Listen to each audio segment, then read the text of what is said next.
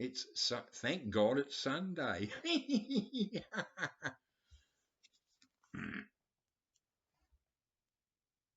Just reading the Bible. I don't really like Akadaka much. I'm an Easy Beats fan, but I've seen them twice, and they weren't. They didn't exactly knock my socks off, but then I'm talking 74, 75. And I think the first time was with Dave Evans, was still the singer. I'm not sure, but I honestly don't remember them. I remember what I'm talking about. So Lou Reed's first tour of Australia in '74. I went to that one, and the follow up the year later. And the '74 one, Lou Reed concert was really good, even though me and my friend were right up the back in the bleachers. He had Dick Wagner on guitar, and that other guy, the Rock and Roll Animal album band. They were really good. Apparently, here it says that AC/DC were the support, and I don't remember them at all. Funny, isn't it? They left no impression on me. Yeah, so it's just that little runt, this one here, Angus. Um, he was born in '56, so he's 5 years younger than me. That makes him almost 70. Malcolm's long dead. He was 2 years younger than me.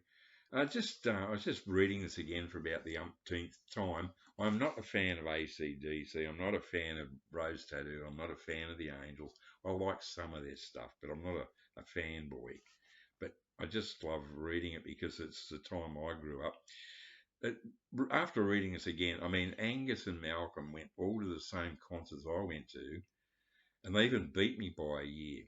My first international act I saw was the Who, the Small Faces, Paul Jones tour in early '68. But Angus, here it goes. Angus, I suppose it didn't kick in until I was around about 10 years old.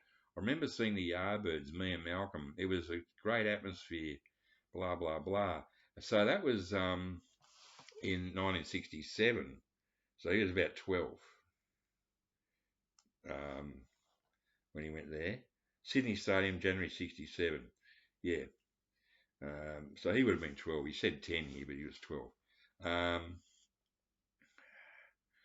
Almost a year to the day later, the Who and the Small Faces scorched Australian soil with a violent stage act and monstrous volume.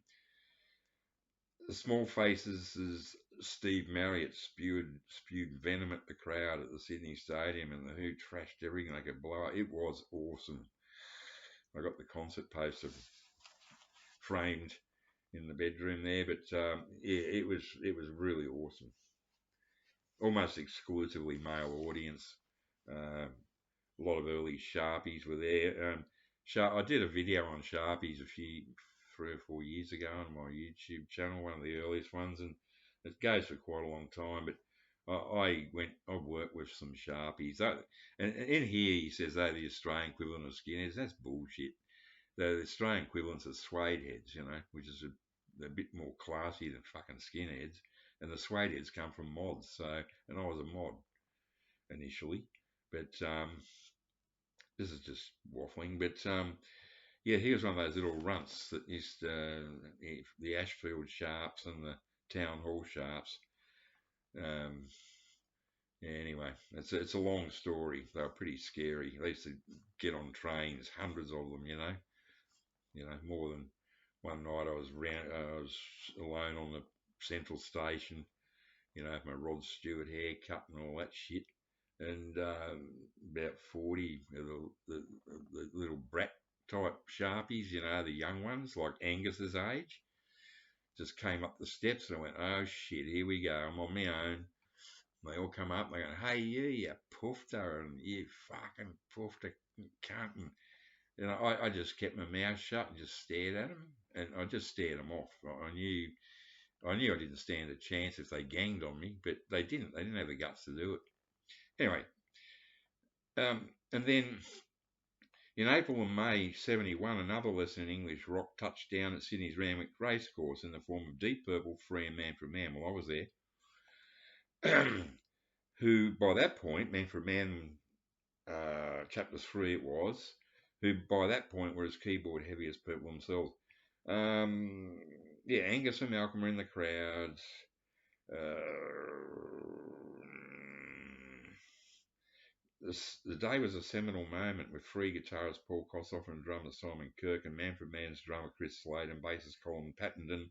In a testament to Malcolm's steel trap of a memory, all destined to brush against the young brothers in some form or other in the years to come. Hallelujah! Hallelujah! Then in '72, Led Zeppelin juggernaut rumbled into the Sydney Showgrounds for the marathon performance. I was there. Although Angus much preferred what he'd seen with Jimmy Page do several years earlier with the Yardbirds. Well, I never got to see the Yardbirds, unfortunately.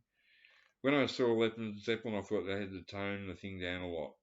Well, I don't know. The only bad bit about the Led Zeppelin concert was when they did that crap where they sit down and play mandolins sitting on chairs.